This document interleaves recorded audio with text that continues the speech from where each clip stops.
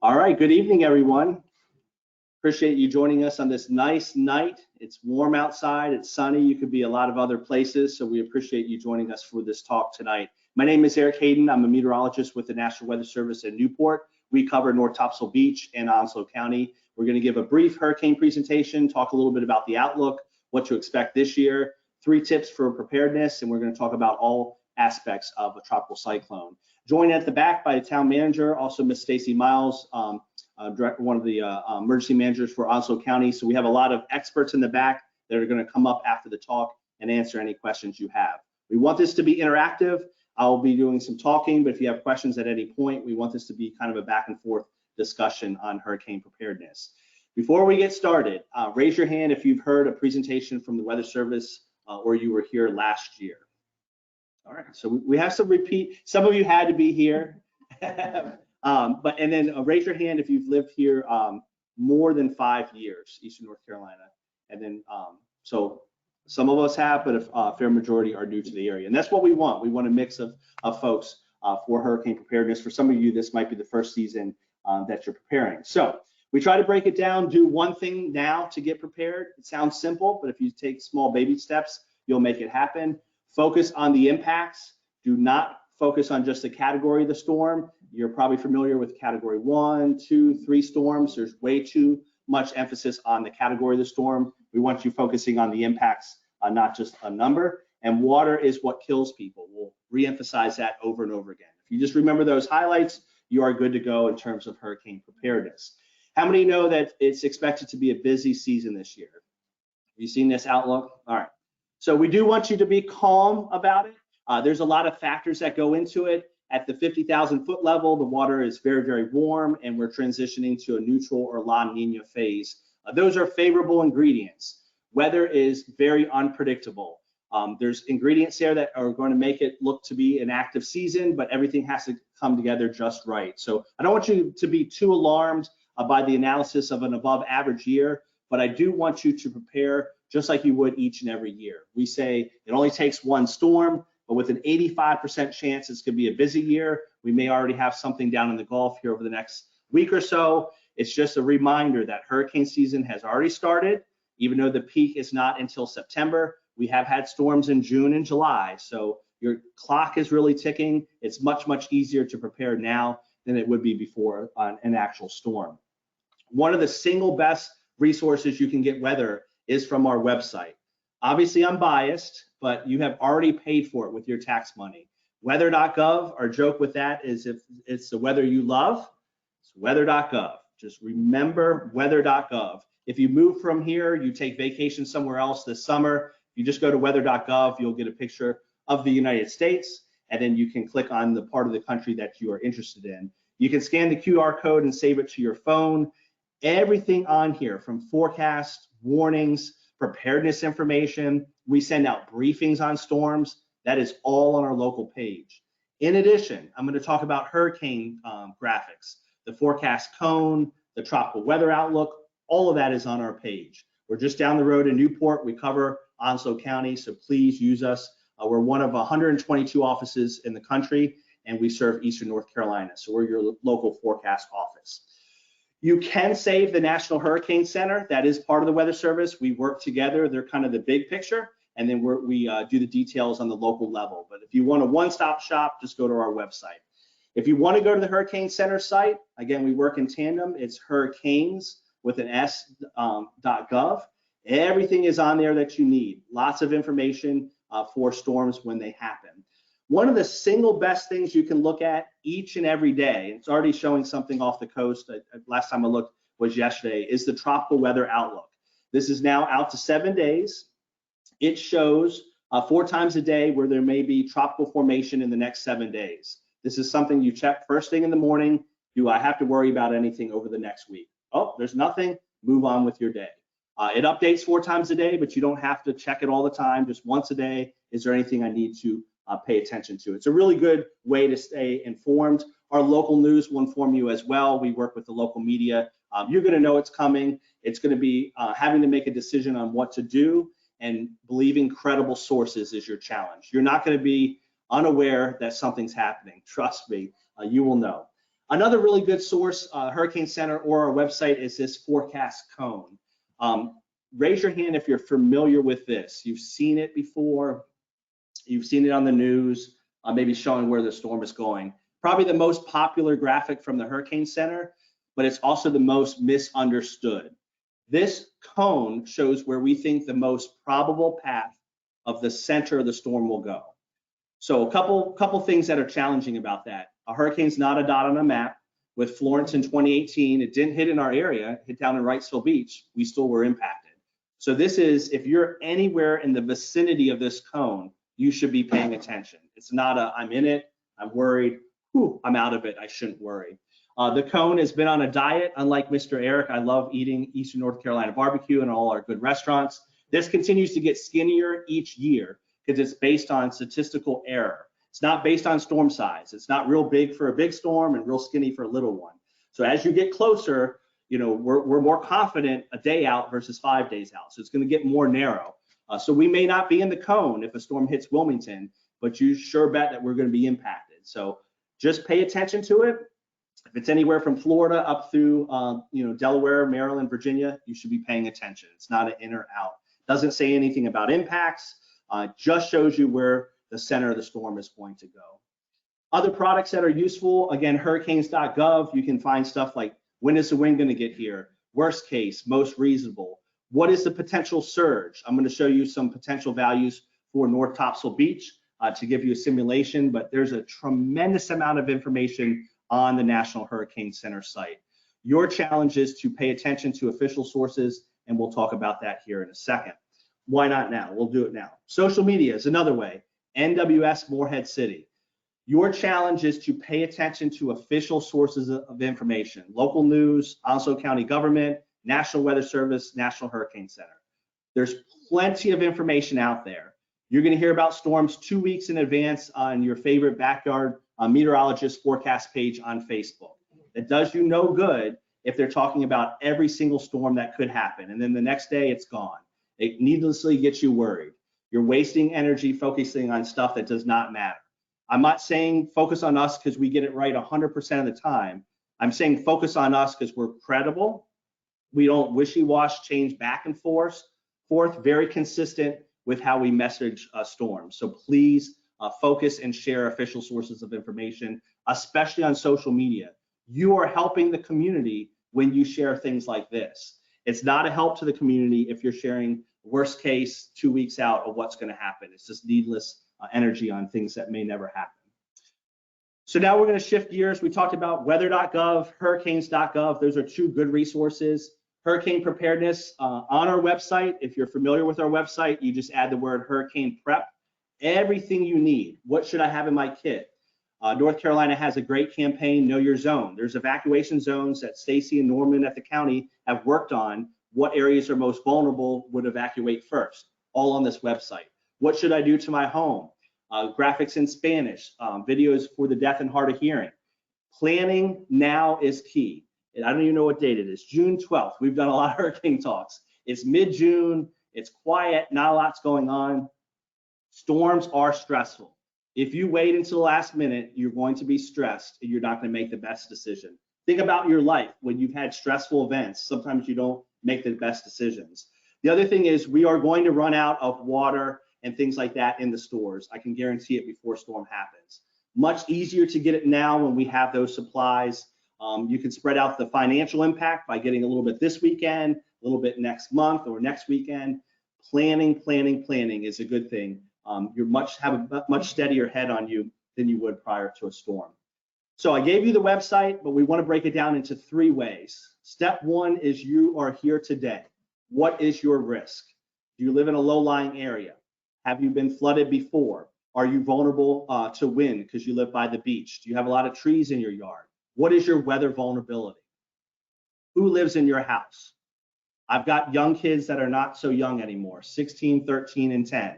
A cat that's 20 and a half years old. Yes, Mr. Rocky is 20 and a half. My mom is almost 80 and she just moved to Swansboro 2 years ago.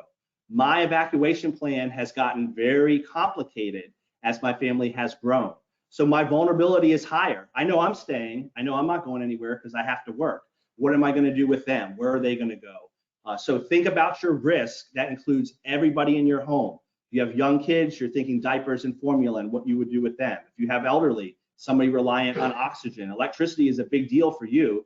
For me, it's inconvenient to lose air conditioning, but I'm not depending on it for my life. So what is your risk? That is something you think of today. Step 2 is for everybody. Everybody should have a hurricane kit. At least 3 days, first 72 hours, bare minimum, food, water, and medicine, anything you would need to survive for the next 3 days. If you can, stretch it out to a week. It's not that you won't be able to, it's because you might not be able to get to the store, or the store might not have the supplies. Once the storm's over, it's not just a snap of the fingers, depending on how bad it is, when life gets back to normal. Food, water, gas, things like that are low or out, or it may be the supply chain is damaged, so it takes a while to get back to normal. So if you can do up to a week, that will be even better. And again, supplies will run out. So if you get your case of water, I guarantee you go to the store this weekend, there's plenty of water. I can promise you, if that storm in the Gulf comes anywhere in the vicinity of us in the next week or so, things will run out. It just happens. So please get those items now. I don't have any stock in water. I don't have any stock in the grocery stores. I've lived here through hurricanes, and I can tell you what happens. The last step. So number 1, what's your vulnerability? 2, you got to have that kit. 3, have a plan to evacuate. Some people say, I'm never going to leave here no matter what. Please do me a favor and at least have a place to go in case at the last minute your mind changes because that storm got stronger than you thought would happen. If you can, have 2 places to evacuate to. Don't just go to Raleigh. Raleigh's a great city. It's 3 hours inland. Sometimes it's great. You can go to Raleigh and you'll be just fine. Sometimes, like we had with Fran, the impacts are just as bad inland as they are at the coast. So be flexible. Again, plan A for me, grew up in Baltimore, Maryland, family lived there forever. That was plan A, ship everybody up there. Plan B for me was down in South Carolina where I have family. My plan A is gone. My family is here now, so I have to have a new plan A. What about hotels that take pets? How would you get people there? Transportation issues, thinking of that. You will hear about shelters, especially inland counties. That is the last place you want to be. Nothing against shelters, but that is a last resort. You're there during stressful times with a lot of people. It would be much more accommodating if you visit that family friend in Ohio or Pennsylvania. All those families that are visiting us this summer, they can pay you back by visiting them. So I'm telling you, it's much more comfortable with a family or friend or at a hotel than it is staying at a shelter or staying local without power and electricity. So please keep that in mind. So we went over a lot on preparedness. For those new folks in the room, not to scare you away, but we are the most impacted stretch of coastline in the entire United States. We are very active with storms. Once on average, I think it's about every 5 years, we see something. So now's the time to prepare. If you didn't realize that we get a lot of storms here, we get a lot of storms here. And maybe not specifically North Topsail Beach some years it's up toward Cape Hatteras, some years it's Wilmington, but Eastern North Carolina, we're extremely prone to storms. For some of those that nodded their heads and they said, yep, I've been here much longer than 5 years, Eric, you'll hear these names over and over again about storms. And in New Bern and in Carteret County, Morehead City, it might be Irene and Florence. But for us in Onslow County and North Topsail Beach, yeah, it's Florence, but it's also Bonnie and Fran and Bertha, Hazel. So other storms impact us differently. No storms are alike. Each one is different depending on where they hit. The storm of 1752, there is a town in Onslow County, was the first incorporated city in the town, gone because of that storm, and eventually it moved north and became Jacksonville. It was where Camp Lejeune is now. So we have had some crazy storms that have moved towns because they've been so bad in our area. So just a little reminder of that. This is us. Well, we have a lot of pictures in here. This is something I took after Florence. This is North Topsail Beach. Just look at some of the captions. Most will be from Florence, but we've got some from Fran here as well. So the time to prepare is now. This is a graph showing that the peak for hurricanes and tropical storms is September 10th. So a couple things I want you to get out of this. Number one, we've had storms as early as May, so we're already into the season. We had Hurricane Arthur in 2014, not a big deal here, but it hit July 4th weekend. Can you imagine with the people and summer traffic and all that? But some of our worst storms, traditionally about the middle of August to about the end of September. That's kind of our big time for when we get storms. So we've had storms into the month of October, like we did with Hurricane Matthew. So long season, when we get past Labor Day, kids go back to school, you're back to work maybe more than you are this summer. Do not let your guard down. We're just getting to about the peak of the season. So time is to prepare is now, and it's going to be a long one. We as scientists have become a lot more accurate. We hear all the jokes. Must be nice to have a job where I know you've said it. You can get it wrong all the time and still be paid. Might be nice to have a job where you can get it wrong, right only half the time. We hear all the meteorology jokes, but if you look at the statistics, we've become extremely accurate with the forecast. Doesn't mean we're not going to miss some, but this is our challenge: is people believing it and taking action on it, actually understanding that yes, it could be this bad. Or yes, it could actually happen to us like this. A lot of focus on this. I won't call anybody out in the audience, but a lot of times I'll say, raise your hand if you said or somebody else has said, I'm not gonna leave unless it's a 2. I'm not gonna leave unless it's a 3. I'm staying unless we get a 4. Too much focus on category. Florence and Matthew were just ones. So just as a reminder, just in the last less than 10 years, we've had a lot of reminders. And that's the north end of Topsail Beach during Florence from just a 1. Almost 200 deaths and $200 billion in damage from just ones. Water is what kills. 85% of people that die in hurricanes die because of water. Let that sink in. 85% of deaths are because of water. The category of a storm only tells you about the wind speed. It doesn't say you're going to have 20 or 30 inches of rain. Doesn't say what the rip current threat is. Doesn't say how high the storm surge is going to get. North Topsail Beach in Fran was one of our big ones. We had 12 feet of surge on the island. Everybody likes to tease me. I love basketball, and I always use the analogy: a basketball hoop is 10 feet. It's pretty tall. It's higher than a basketball hoop of surge where we're standing in our community. And then the lower right, those walkways are going somewhere. Those are over dunes that are no longer there, and that was from Florence. So water, and it can be anything from storm surge, which is a big deal where we stand, rip currents ahead of a storm, or flooding as well. To highlight that, we had 15 people in the state die in Florence. 11 of the 15 were flooding. So it's not just an old statistic. This continues. All 11 were in vehicles. So never, ever, ever, ever cross a flooded road. Most deaths flooded related are preventable. It's not the water comes up and you didn't know. It's going somewhere that you shouldn't be, or you didn't realize how deep it was. Got a lot of experience here since we have so many storms. It could be a good or bad thing. Looking at the statistics, Irene, not a huge deal in Onslow County compared to like a New Bern or Morehead City. Florence, a much bigger deal. It depends where that storm hits. We could be correct about the cone, but if it's on the right side of the cone or the left side of the cone, and a lot of that doesn't come down until the last day of the storm track. If you get hit on the right side of the storm, it's a bad thing. That's what happened with Florence and Fran. So past experience can help, but a lot of people during Florence said, oh, I've been through them all. It's not gonna be that bad, but it's kind of rare for us to be on that right side of the storm. We had it in the mid-90s with Fran. It had been a while since we had really gotten a good one like we did with Florence. So, got it, counterclockwise. So area of low pressure, that's a hurricane. It moves counterclockwise. So on the right side of the storm, you have the movement of the storm and all of that going together, working in tandem, where the opposite side of the storm is working against storm motion. In addition, on the right side of the storm, our air is coming over the ocean, not as much friction. There's no trees, buildings, vegetation to slow down the wind, where the left side of the storm, it would be coming offshore, and it slows down a lot more the wind. So right side is bad, bad. Post-storm, we want you to pay attention to this. We're pretty good at preparedness. A lot of people are getting kits. Evacuation still, it can be home to home, it depends. But post-storm, you get that generator, know how to use it. If you don't do a lot of physical activity, don't be on a ladder, cleaning up the yard right away. Get some help, hire some help, or wait. Don't let your guard down.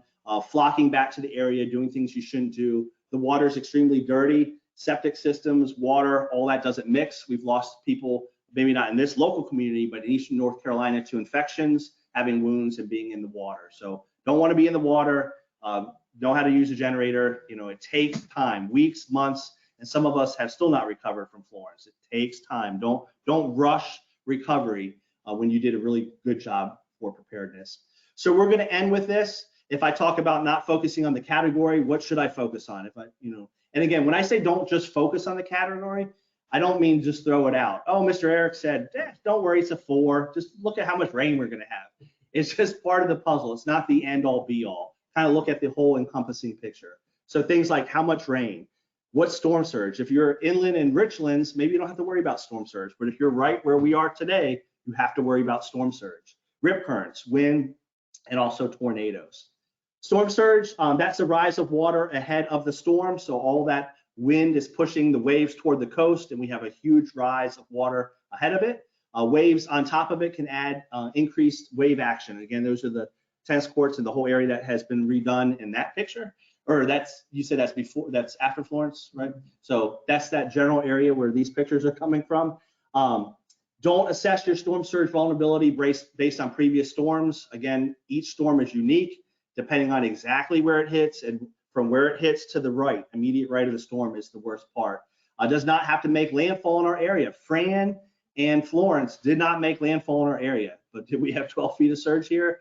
Yes. So doesn't necessarily have to be a direct hit to cause an issue. So for special communities like yourselves, down East Carteret County, Ocracoke, Outer Banks, I've started to show reasonable worst case scenarios. This is something we usually don't do. This is taking into account changes in speed, direction. This is a reasonable, it's reasonable to think a category 3 storm could hit here. This is not Armageddon. This is not end of the world. This happened in 1996, just down the road from us. So this is realistic. Anything you see in red is greater than 9 feet above ground. That happened. We had 12 feet. So again, this is not unrealistic. A lot of this is the tidal area. So again, driving over the bridge, I saw it all. So a lot of this is not where you are. But if you squint and if you zoom in anymore, it disappears. We don't show like houses and stuff. So this is as zoomed in as I can get. But this is 210 coming here. And when you look at like the main road itself, you see some yellows and you see some oranges. That's 3 to 6 feet above ground pretty easily. In some cases 9. So that's a reasonable worst case for our area. I think it was 2 to 4 with Florence. I was looking through some of the photos that that was a bad storm, but that was not Fran or even Bertha in some of these areas. So it can be a lot worse. A lot of people talk about Florence and it was bad again for longevity and rain, but that's not like a once in a lifetime storm. It could happen next year. It could happen 2 years in a row. It could happen twice in a season. The big deal with Fran was the storm, I think, before Bertha. So you had multiple storms in the same year. So this is not to scare you. This is a reality. It may from the ocean side or sound side? It can be both, mainly here ocean, but you can have the back sound side issues as well. No. Oh no, I mean we had 12 feet in Fran. From the sound side? Probably not from the sound side, but it just depends. We can get, I'm not as familiar with the sound side issues as like a boat banks up my way, but we've had some worse sound side flooding than ocean side, just depending on how the sound goes. Again, not knowing the waterway here, just to put it in perspective, who likes to visit New Bern? Great town, right? 45 minutes inland. The Pamlico Sound I'm much more familiar with, much wider body of water, extremely shallow. That gets funneled up the Neuse River, and they had 10.5 feet of surge from the Neuse River and the Pamlico Sound. So it can happen, but here we don't have as big of a body of water. So yeah, just to give you a heads up on that. Flash flooding, we will issue flash flood warnings during heavy rain events. Category is not an indication of how much rain we're going to get. Florence was a 1, 20 to 30 inches of rain. We could have Tropical Storm Stacy and no number, no nothing, and it could be 30 inches of rain. You don't have to be a meteorologist to know that's going to be a problem. And I specifically picked this one because this was on our drive to North Topsail Beach, and there's the culverts, the conduit piping going under roads. When the water exceeds that capacity, there's road washout. So this is in Hubert on our way to take pictures here of the surge back in 2018. Cars can float in less than 2 feet of water. Water's extremely powerful, can easily sweep a car away. So most deaths occur in vehicles in water. So again, it's not something that happens and you didn't know that you were at risk. You just think, well, that water's not really that powerful. But what you may not realize is the road doesn't exist underneath. And this is not a gotcha. Mr. Erik looked on Google for the craziest flood photo he could find. This is up near Snow Hill, northwest of Greenville. We had this across Onslow County, but especially into Duplin, where we have a little bit of topography. I don't mean Boone or Asheville. I mean, like, you know, that first little hill you hit after living on flat land for so long. Road washouts. So, you know, you don't know how deep it is. Water's extremely powerful. Never, ever cross a flooded road. So if you choose to stay where you are. Don't be out during the storm, after the storm, being in a rush to see what's going on. Stay where you are because water is extremely dangerous. I've been showing you this one. This is inland. We do have you know, smaller rivers and creeks. We don't have the huge river flooding that they do in inland counties, but as you try to come back to Onslow County or try to cross Onslow County, many roads will be closed for a while. So these are just some pictures from Matthew inland. And then just to highlight that, you know, we have a lot of water in our area. It's not going to be easy to get back. It's not to discourage you from leaving, but just the reality is you're not going to snap your fingers and things are back to normal right away. Rip currents can occur from a distant storm. 2019, a lot of focus was on Dorian. We lost more lives from Lorenzo, 2,000 miles away. We lost people, 4 on our beaches and 8 across the East Coast. So again, you have a big storm, it doesn't have to hit us to generate swell at the coast. So well before a storm, that's our first threat. Think about it, if you're putting the big bucks to be here at the beach for a week and the storm is not until Friday, you're gonna be out there checking on Saturday and Sunday and Monday and Tuesday. You're not gonna leave until you have to leave. Just know that even though it's sunny, those large waves are approaching the coast well before the actual center of the storm. Strong wind, we put it toward the end because again, statistically, it's about an 8% chance of a death in the storm from wind, 85% from water. But you know, wind can cause damage for sure. Category is based solely on the wind speed itself. This is an example of Arthur. This is in 2014. It made landfall to our east by Cape Lookout. We don't really remember it. I'm sure the county might remember it because it's July 4th weekend. It's kind of crazy if you're talking evacuations in a Category 2 storm heading our way. Very small, very compact, fast moving. Just a 30-mile shift to the west would have been a much bigger deal here in Onslow County. And that would be in our cone. We've got our cone and just a little wobble left or right. Just even thinking, I think it was Ophelia hit by Emerald Isle and it was strengthening as it approached our coast last year. Just a little shift to the left, a little increase in wind speed, and it'd be a whole different ball game. And while we're extremely accurate, those little shifts and wobbles are going to happen down the road, and they're very, very hard to predict. Last but not least, tornadoes. That is Bogue Inlet Pier, just up the road from us. The first outer bands of rain that hit Onslow County did produce tornadoes in our county. So if you choose to stay, it's just a tropical storm, it's going off coast, that's okay, no problem.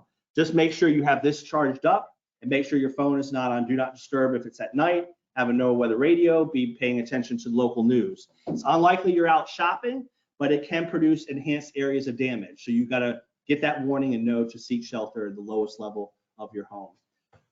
So we're going to wrap up with this. Whenever I give this talk, especially for new people, you're just like, wow, look at all the storm surge and rip currents, and that's the reality. But the reality is also that picture, and I just walked on the beach before I came here today. We live in an awesome area.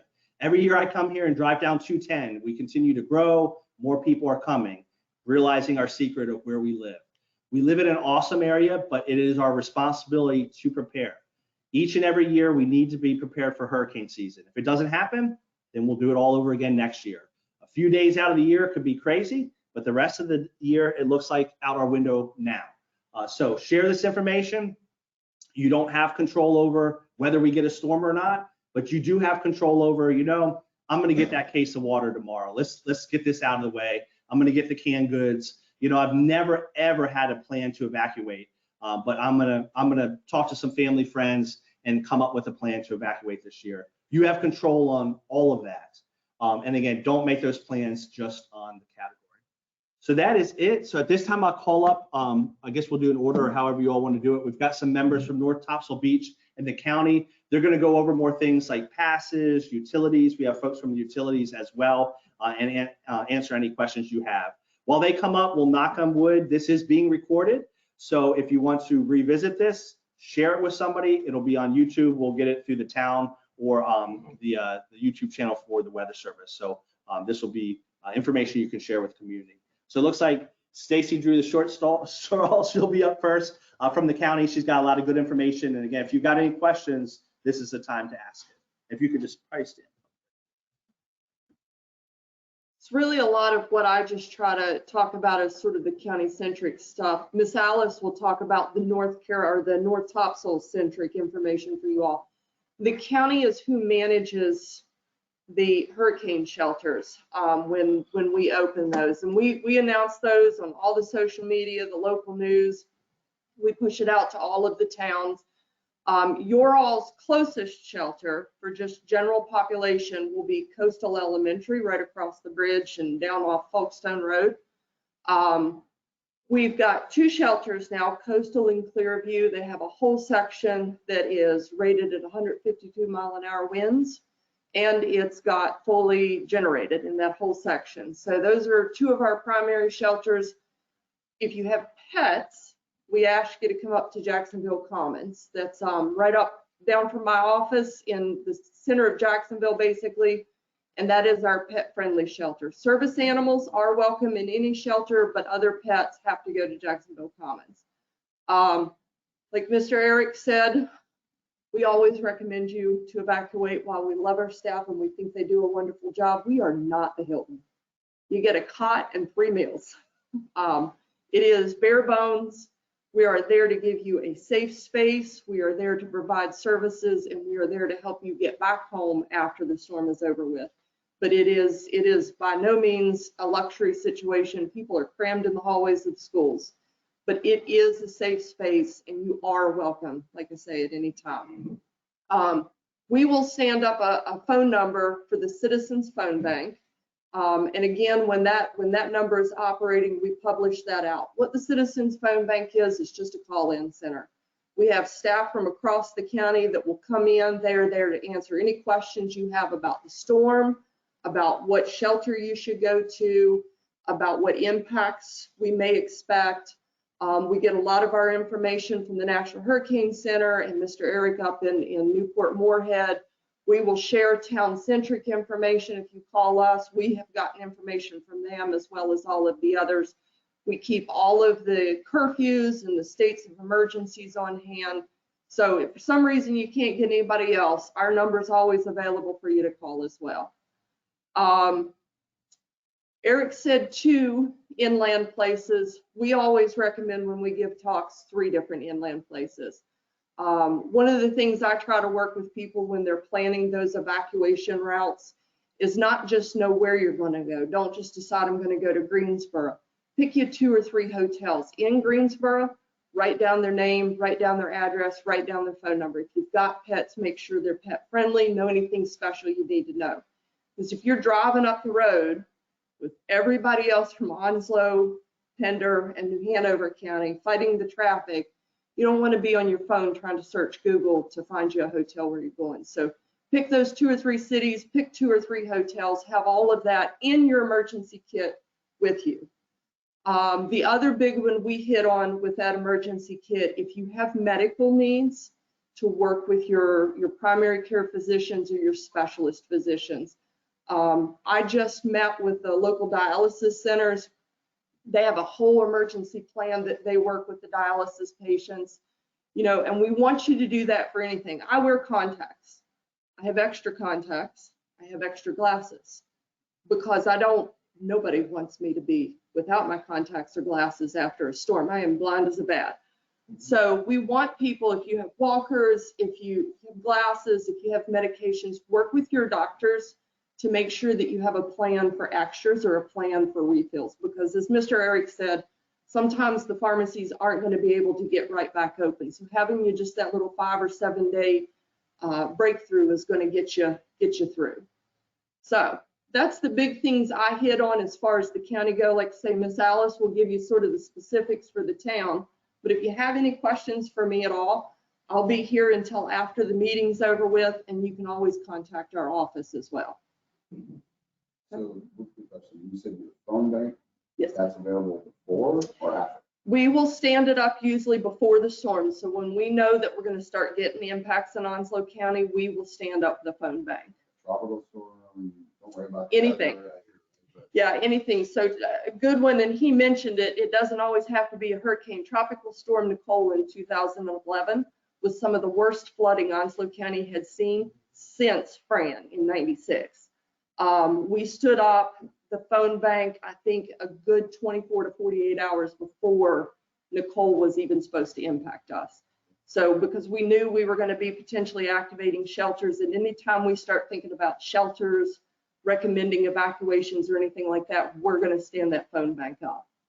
I can go ahead and give you the number, just know it's probably not live right now, but it is 989-5027. And if you lose it, like I say, when we are activating the phone bank, we will push that number out every avenue we have to push it out. if you do that again. 989-5027. Yeah, 910. 989-5027. Onslow County Emergency Services. Yeah. And our direct line, I'll go ahead and give you that too. It's 347-4270. And that's where if you have questions about evacuation routes, the know your zone, or you have questions, like I say, just putting your kit together. My staff and I are all willing to sit down and work with everybody to help them plan out for the hurricane. All right, we'll hand it over to Miss Alice.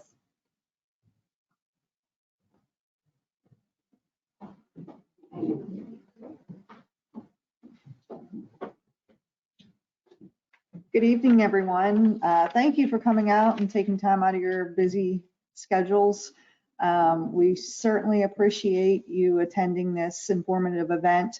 As you've heard from Mr. Eric and Ms. Stacy, that we obviously live in a vulnerable area, so it's very important that we stay alert and stay prepared. Just like they were talking to you about making sure that you all have a plan for your family, your pets. It's also imperative that the town has a plan, and we do have a plan. And it's something that we look at every year. Staff has meetings where we look at, we revisit the plan, tweak it, see if there's anything, any after action items that need followed up on from previous events, whether they were large scale or small scale. We've implemented our emergency operations center here at Town Hall over the last couple of years for small events, just for practice. So those are things that staff does to prepare. We also have contracts in place with debris management contractors, Crowder Golf and Tetra Tech. Crowder Golf is our contractor that's been in place since 2022. They continue to work for us and have contracts through 2027. These contracts are essential because they are imperative should we have a large scale event, they would be activated. Crowder Golf would be in charge of pushing to get to the island to start clearing debris, and then Tetra Tech is our monitoring service who basically follows Crowder Golf around, makes sure and qualifies what they are doing, and verifies all of their submittals and hauling all of the debris away. Sorry, Eric. It's just the mouse. I'll get it. But that's essential. The monitoring is essential, especially after the storm, because we have to submit everything for reimbursement to FEMA. And all of the checks and balances are imperative. And if we don't have those, the town does not get reimbursed for those events. So those services are essential, and those are things that we have in place. We also do training each year with staff and Crowder Golf and Tetra Tech, where we pick sunny days before hurricane season starts, where we review everything, go over if there's any new information that should be received or reviewed, especially as it relates to FEMA, things that change each year. We've done that in May. We've had that meeting. It usually lasts a half of a day. Also, I mentioned that we try to go over lessons learned, and one of the lessons learned that I've heard about since I came on board a couple years ago from Florence was communication issues here.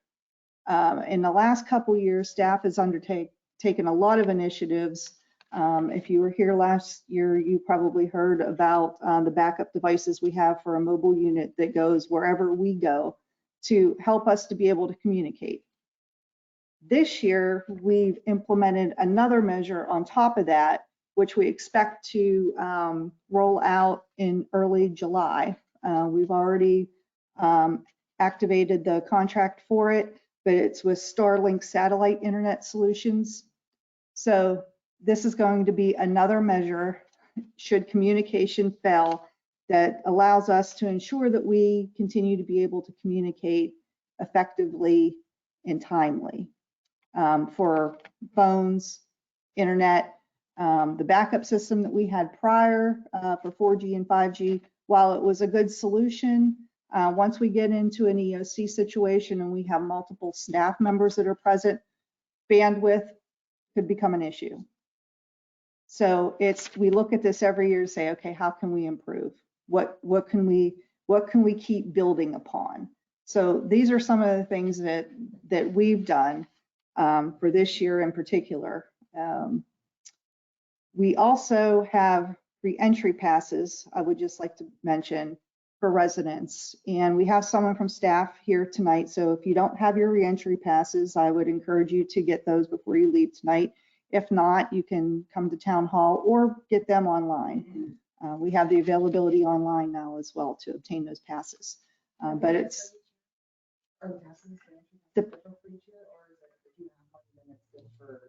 if you have a pass that was currently issued in 2020, they're valid through the end of 2024. So in January, that's when everyone will receive communication from the town that says, sign up now for your new reentry pass. But if you have one now, it's valid through 2024. And we wanted to time that so that we're not doing a renewal process right before hurricane season or in the midst of hurricane season, of course.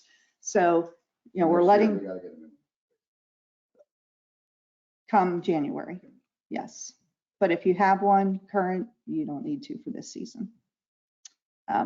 We've also, with these meetings, we've invited, as Stacy mentioned, utility providers, because there's always a lot of questions that come up, you know, about when utilities get cut off. So we have representatives, and I thank you for attending tonight, from JOMC and Onwassa.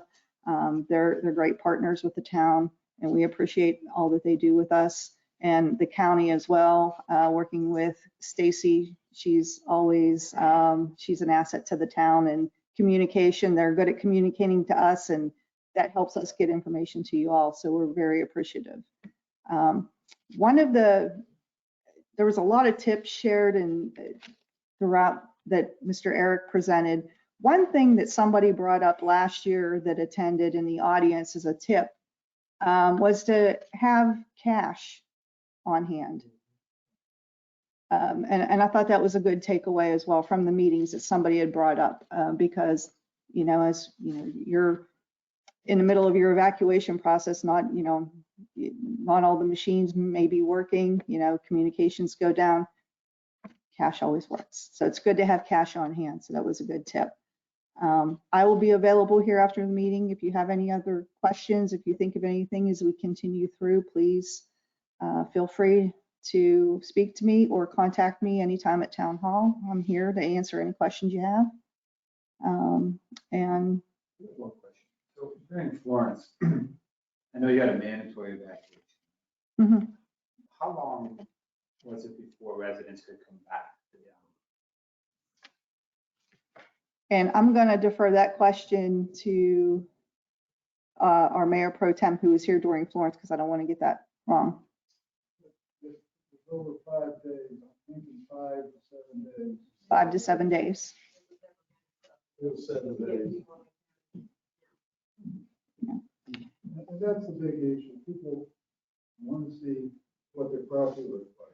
And they call the town emergency operations center trying to get information. When are you going to reopen the road? If they don't reopen the road, let's say, come back from And other technology that the town has acquired over the last couple of years, we have drones that are available.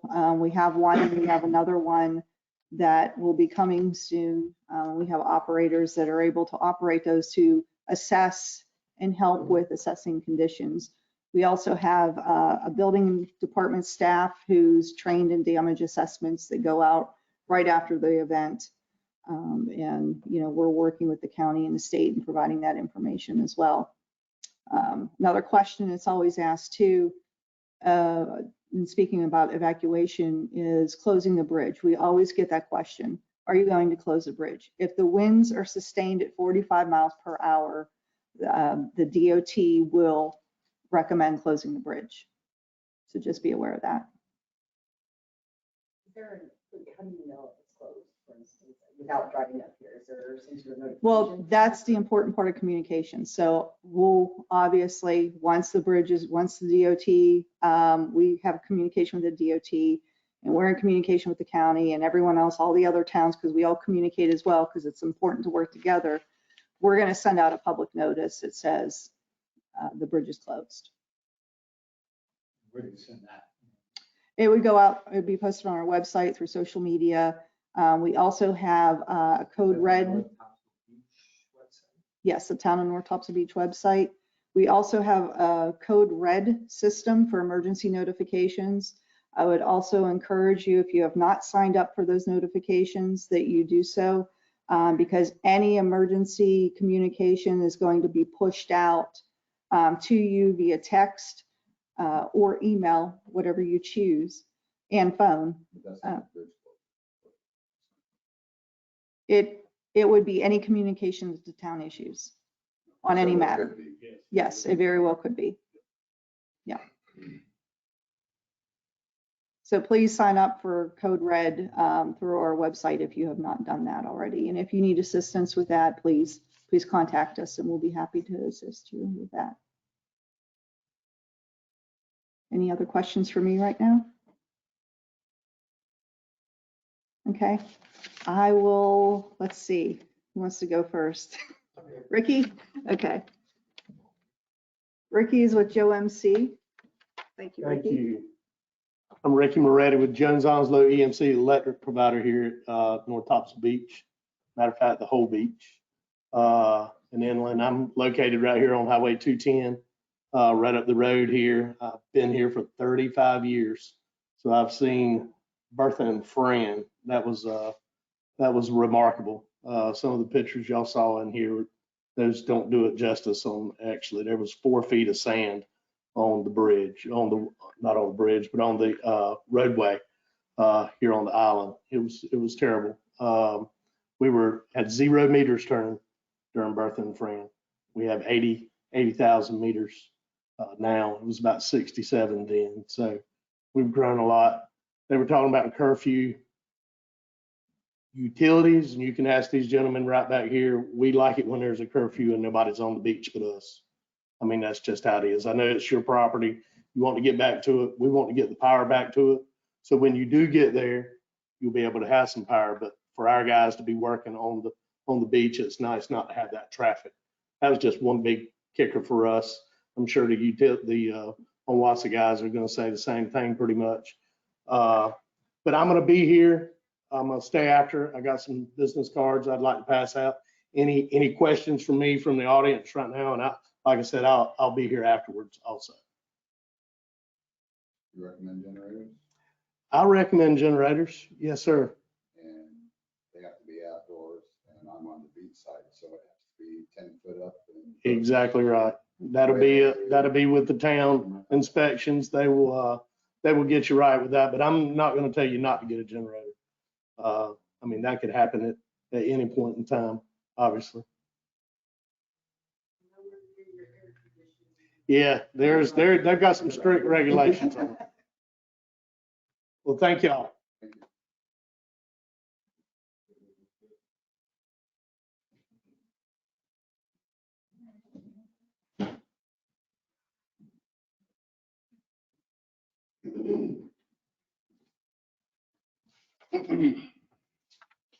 Good evening, everybody. My name is Mark Young. I'm with the Onslow Water and Sewer Authority. And I'm here to pass along some hurricane preparedness items from Onwassa's point of view.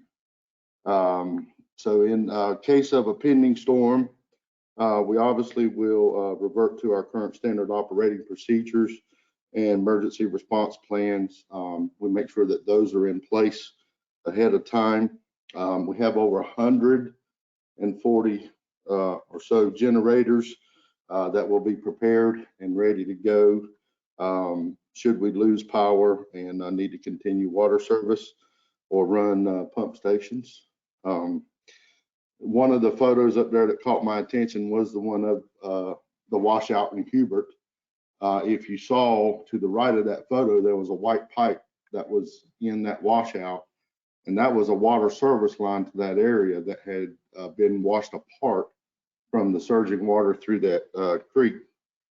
So water infrastructure, although it's in the ground, it is at risk in places, especially on the beaches, because of the soils that is buried in are not as tough as what is inland. It's sandy and can be moved easily by water. So exposure can cause damage to our infrastructure and would need repair as soon as we could get back over on the island. We'll fill water reserves to maximize capacity. All of our well sites and production plants will be running at peak performance. The water and wastewater plants will have extra chemicals and supplies on hand in advance of the storm. So we always increase our treatment capacity abilities before storms and any supplies that we need ahead of time so we can provide the maximum service to the citizens of Onslow County. Approaching hurricanes, Onwassa crews, equipment, and supplies will be staged at treatment facilities throughout the county so that we can quickly access damaged areas and begin emergency repairs as soon as it is safe to do so.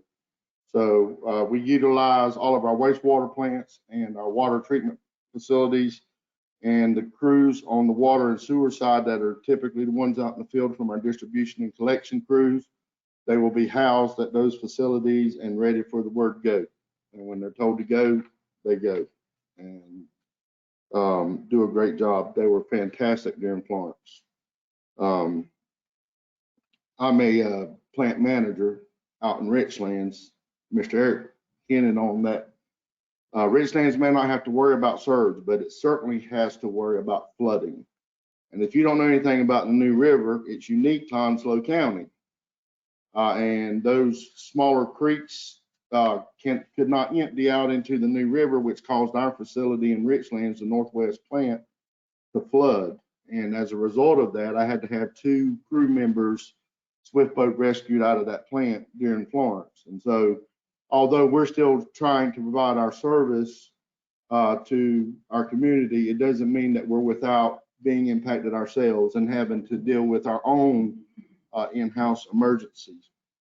But everybody's good and everybody was safe, and all the rescuers did a wonderful job.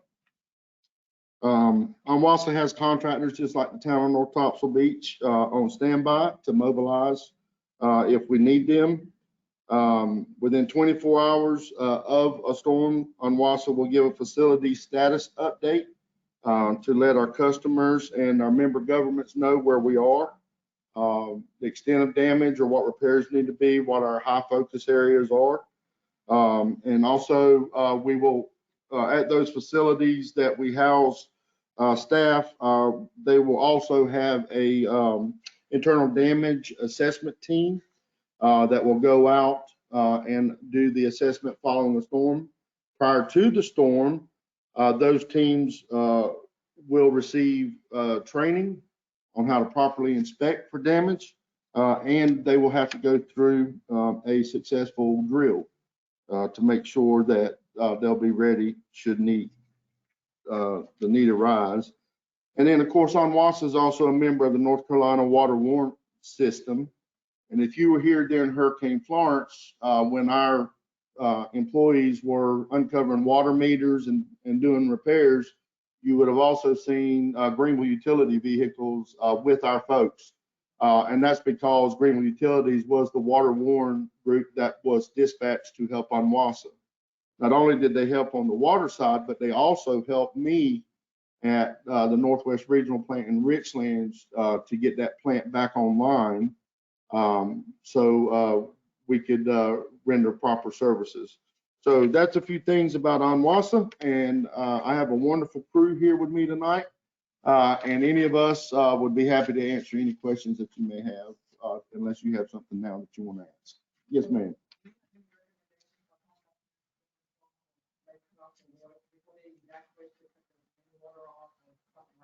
I wouldn't necessarily say you need to cut your water off, but I would encourage you to fill your bathtub up, reservoirs in your house, so you have some stocked water.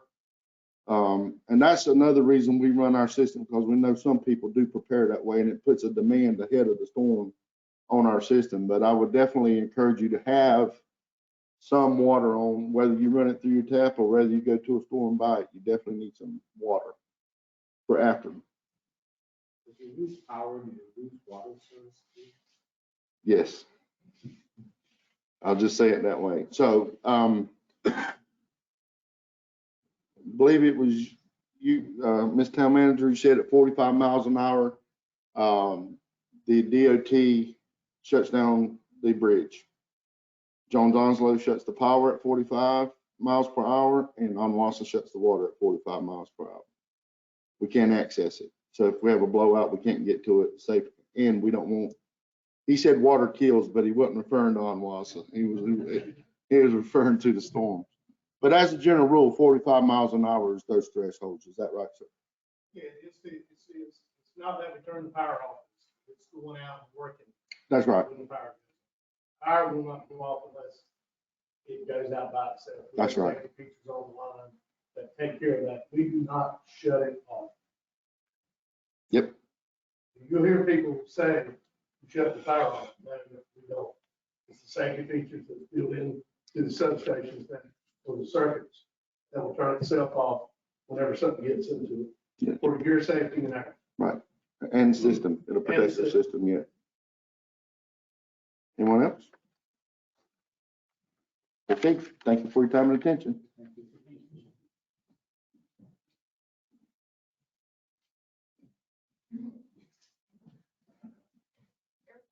One more tip we learned from Florence. If you have an ice maker in your freezer, highly recommend you empty the ice out if you're going to be leaving your home.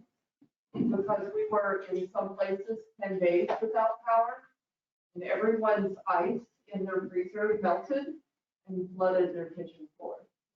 So just a quick little one. That's also not the water that kills, but it does damage your floor.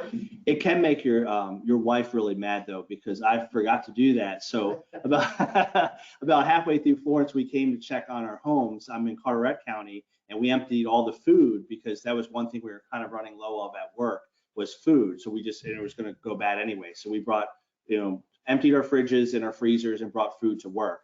I forgot about the ice maker.